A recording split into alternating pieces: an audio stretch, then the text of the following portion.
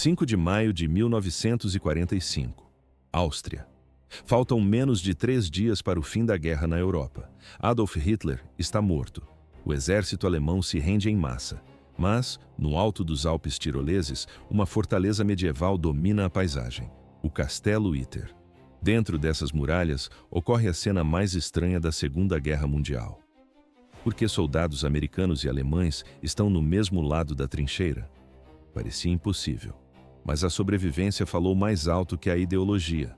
No quadro, soldados dos Estados Unidos operam metralhadoras nas torres.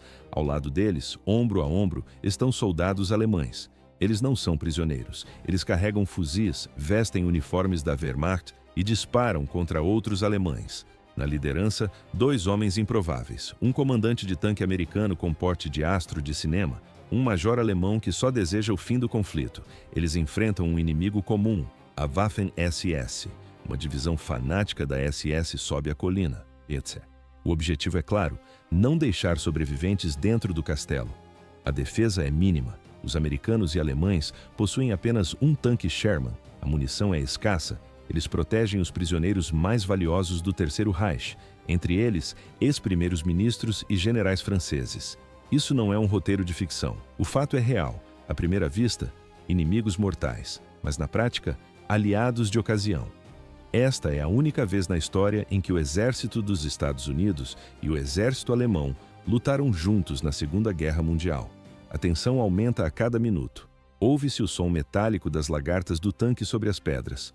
O Besotten Jenny, um Sherman solitário, posiciona.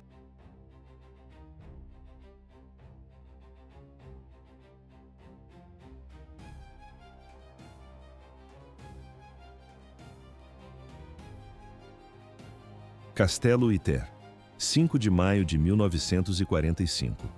O local não era uma prisão comum, era uma gaiola de luxo nas montanhas da Áustria. Os nazistas usavam a fortaleza para manter prisioneiros de honra. Eram alvos de alto valor, figuras importantes do governo francês. Homens que até pouco tempo comandavam a França. Entre os muros estavam Édouard Daladier e Paul Renault, ambos ex-primeiros ministros. Também estava lá o general Maxime Weygand, antigo chefe do exército francês. Até a estrela do tênis, Jean Borotra, era mantido sob custódia. Por que esses homens não se uniam? À primeira vista, uma resistência francesa. Mas na prática, um grupo de rivais amargos. Eles odiavam os alemães, mas o ódio que sentiam uns pelos outros era quase igual. Passavam os dias discutindo política e trocando insultos. Enquanto isso, esse vigiava cada corredor. No vídeo, nota-se, as roupas são finas, mas o clima é de tensão absoluta. Em maio de 1945, o cenário mudou. O comandante da SS no castelo, Sebastian Wimmer, percebeu que a guerra acabou. Ele recebeu ordens diretas de Himmler. Nenhum prisioneiro sai vivo. Wimmer tinha 2 medos: a execução pelos americanos ou a forca pelos seus próprios crimes. No dia 4 de maio, ele observou as linhas americanas avançando. Olhou para as florestas ao redor. Elas estavam infestadas de unidades fanáticas da SS. Wimmer não pensou duas. Major Joseph Gangl tinha um objetivo único: manter seus homens vivos. Gangl era um oficial da Wehrmacht, um soldado do exército regular. Ele carregava medalhas do fronte russo, mas escondia um segredo. Ele era antinazista. Há meses, Gangl colaborava secretamente com a resistência austríaca. A situação em Wörgl era crítica. Gangl sabia que a SS planejava explodir as pontes da cidade e lutar até o último homem. Ele queria salvar a cidade da destruição total. Ele buscava uma rota de rendição segura para sua tropa. Por que Gangl arriscaria tudo naquele momento? O tempo estava acabando. A resposta veio em uma bicicleta. Um cozinheiro tcheco atravessou as linhas da SS pedalando. Ele trouxe uma mensagem urgente do Castelo Uiter. O aviso era claro. Os líderes franceses estavam encurralados. A SS estava a caminho para executar todos. Gangl enfrentava um dilema mortal. Ele não tinha homens suficientes para enfrentar a SS sozinho. Se recuasse, os VIPs franceses seriam assassinados. Para ele, aquilo seria uma mancha eterna na honra da Alemanha. O major tomou uma decisão drástica. Ele pegou uma bandeira branca e saltou para dentro de seu Kübelwagen. O jipe alemão arrancou em direção às linhas americanas. Ele não buscava combate, ele buscava um aliado improvável. A 13 quilômetros dali, na cidade de Kufstein, a 12ª Divisão Blindada dos Estados Unidos acabava de estacionar. À frente da unidade de reconhecimento estava o capitão John Jack Lee. No quadro vê-se a figura de Lee, charuto no canto da boca, postura rígida e voz alta. Ele parecia um personagem saído diretamente de um set de filmagem de Hollywood. Seus homens o respeitavam. Ele descansava ao lado de seu tanque Sherman, batizado de Besotten Jenny. De repente, um veículo alemão surgiu no horizonte com uma bandeira branca balançando. Lee levou a mão ao coldre da pistola, mas o oficial alemão não sacou uma arma. Ele prestou continência. Era o Major Gangel. Em um inglês quebrado, Gangel explicou a urgência da missão. Capitão, temos VIPs franceses presos. A SS está chegando. Quero ajudar você a salvá-los. Ouvia-se apenas o ruído do motor do tanque ao fundo. Lee encarou Gangel. Um major alemão propondo uma aliança parecia uma armadilha óbvia, mas Lee era um jogador. O capitão mastigou o charuto, analisou o mapa sobre o capô do jipe e tomou sua decisão. Tudo bem, Fritz. Vamos nessa. Não havia mais volta. O plano estava traçado.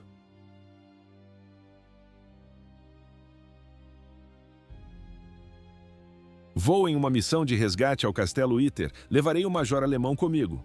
Os superiores de John Lee acharam a ideia uma loucura. Mesmo assim, deram luz verde. Lee organizou uma força mínima. O grupo tinha apenas 2 tanques, 7 soldados de infantaria e um caminhão cheio de homens da Wehrmacht, sob o comando de Gangel. Era o comboio mais estranho da Segunda Guerra Mundial. Na frente, um tanque americano. Logo atrás, um caminhão militar alemão. Inimigos avançando juntos para dentro do território controlado pela SS. O caminho era uma estrada sinuosa que subia em direção ao castelo. No trajeto, surgiram bloqueios da SS. O tanque Besotten Jenny disparou e limpou o caminho. Os soldados alemães no caminhão abriram fogo com seus fuzis Mauser contra os homens da SS. Eles abriram caminho à força até o portão principal. As autoridades francesas saíram para o encontro. Os prisioneiros VIP esperavam ver um exército americano massivo. Em vez disso, encontraram um único tanque, 7 americanos e um grupo de alemães. A confusão entre os franceses foi imediata. Eles olhavam para a estrada vazia. Onde está o resto do exército? Lee saltou da torre do tanque. Ele deu um sorriso seco. Sou apenas eu. Lee assumiu o comando do castelo. Ele era apenas um capitão, mas ordenou que os ex-primeiros ministros franceses agissem como recrutas. Entrem agora, ordenou. Fiquem longe das janelas. O capitão posicionou o Besotten Jenny diretamente em frente ao portão principal. Ele deu uma ordem clara ao artilheiro. Mire na estrada. Ouve-se o som do motor pesado do tanque manobrando sobre o cascalho.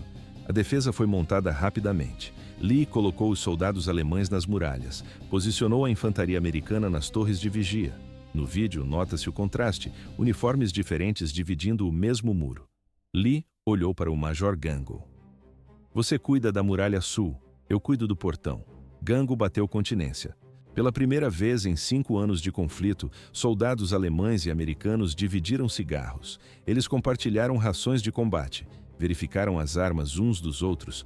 À primeira vista, eram inimigos mortais, mas na prática, eram o único obstáculo contra o massacre.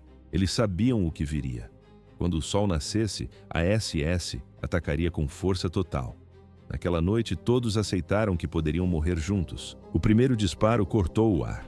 150 soldados da 17ª Divisão Panzer Grenadier da SS chegaram ao castelo. Eles trouxeram canhões antitanque, morteiros e metralhadoras pesadas. O clima era de fúria absoluta. Por que os alemães estavam atacando o próprio castelo?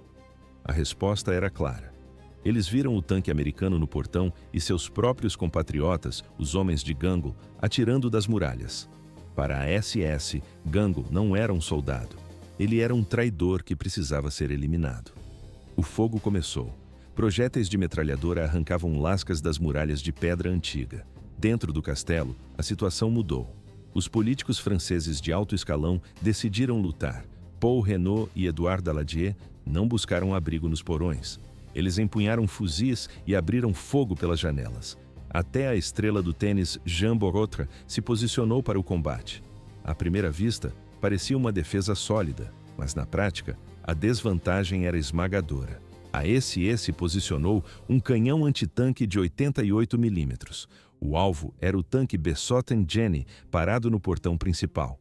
O disparo foi certeiro. O blindado explodiu e foi consumido pelas chamas. No vídeo, nota-se, a fumaça negra sobe aos céus enquanto a tripulação americana salta para fora no último segundo. A única arma pesada dos defensores foi destruída. Restavam apenas rifles contra um exército profissional. O capitão Lee corria entre as posições de tiro. Ele mantinha a calma absoluta. O capitão cortou a ponta de seu último charuto e acendeu. Ele olhou para seus homens e deu uma ordem direta. Disse para não se preocuparem. Afirmou que os alemães teriam que passar pelo portão e que seriam empilhados como lenha seca. O combate durou horas seguidas. O som de metal atingindo pedra era constante. O cheiro de pólvora e borracha queimada tomava conta do pátio. Os defensores contavam cada cartucho restante. A munição estava acabando. A SS avançava centímetro a centímetro. Eles preparavam o assalto final para escalar as muralhas. O Major Gangle estava no topo do muro direcionando o contra-ataque. Ele percebeu que o primeiro-ministro Paul Reynaud estava exposto, em pé, no meio do fogo cruzado. Gangle correu o capitão Lee verificou sua munição. Os pentes estavam quase vazios. Ele sabia que a resistência não duraria mais uma hora. Era necessário enviar uma mensagem urgente para a força principal americana. O problema era técnico. O rádio dentro do tanque estava destruído. Foi quando Jean Borotra, o astro do tênis, deu um passo à frente.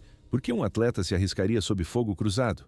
A resposta era simples. Borotra era a única esperança de velocidade. Ele disse apenas, "Eu vou, sou rápido, posso correr." Parecia uma missão suicida. Borotra não esperou por uma discussão. Ele saltou o muro do castelo com um movimento ágil. Começou a disparada pelo campo aberto. Na filmagem mental do combate, nota-se, ele corre em zigue-zague. Os soldados da SS abriram fogo imediatamente. Balas atingiam o solo, levantando nuvens de poeira ao redor de seus pés. Borotra não parou. Ele desviou dos disparos, mudou de direção e desapareceu entre as árvores da floresta. O atleta correu por quilômetros entre os arbustos. Seus pulmões queimavam. À primeira vista, um homem em fuga. Mas na prática, um mensageiro em uma corrida contra o relógio. Ele finalmente avistou uma coluna de socorro americana avançando pela estrada de terra.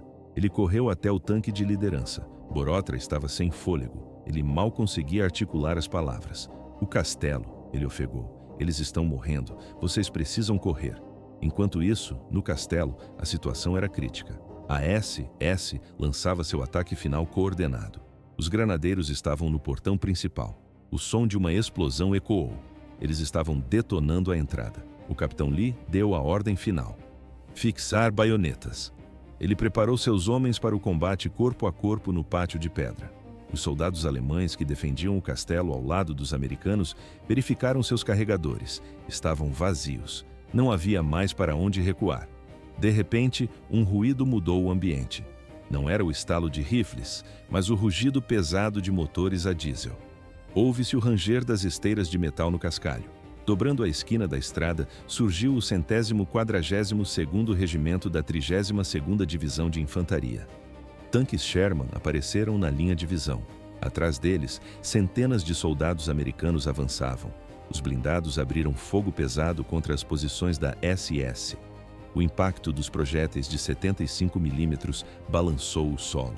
As tropas da SS perceberam o erro tático. Eles estavam encurralados entre o castelo e os tanques. Os atacantes quebraram a formação. Eles abandonaram as armas e fugiram para a mata densa. O cerco foi finalmente rompido. Assim, terminou o combate mais estranho da Segunda Guerra Mundial.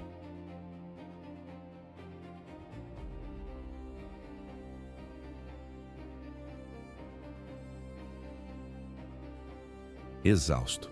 O rosto estava coberto por uma fuligem negra e densa. O capitão Jack Lee encarou o comandante do reforço que acabara de chegar. Ele retirou o charuto da boca com calma. Apenas uma pergunta saiu de seus lábios. O que demorou tanto? Os prisioneiros estavam a salvo. Os VIPs franceses foram colocados em veículos e escoltados para fora da zona de perigo. Em poucos dias, a guerra terminaria oficialmente na Europa. Jack Lee recebeu a Cruz de Serviços Distintos. Ele retornou para Nova York e abriu um hotel. Nunca se vangloriou dos eventos no castelo. Ele raramente mencionava o combate. O Major Joseph Gangl teve um destino diferente. Ele foi enterrado na cidade de Wörgl. Na Áustria de hoje, ele é reverenciado como um herói nacional. Uma rua leva o seu nome, ele é lembrado como o soldado alemão que morreu combatendo o nazismo. A batalha pelo Castelo Uiter foi apenas um pequeno confronto em meio a uma guerra global.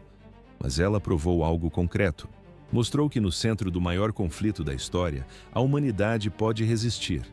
Inimigos podem se tornar aliados. Homens podem escolher o caminho correto, mesmo quando o mundo ao redor entra em colapso absoluto. Anos depois, quando perguntavam a Jack Lee sobre o combate, ele apenas sorria. Ele dizia que foi a coisa mais estranha que já viu. Americanos e alemães lutando lado a lado. Esta permanece como a única batalha da Segunda Guerra Mundial onde o exército dos Estados Unidos e a Wehrmacht lutaram como aliados. Um desfecho heróico e bizarro para um conflito brutal. Joseph Gangl morreu protegendo um político francês. No quadro geral, ele foi um traidor da Alemanha ou um herói da humanidade? Assim terminou esse capítulo. Se você quer saber como Patton quase foi demitido antes do dia D, assista ao próximo vídeo.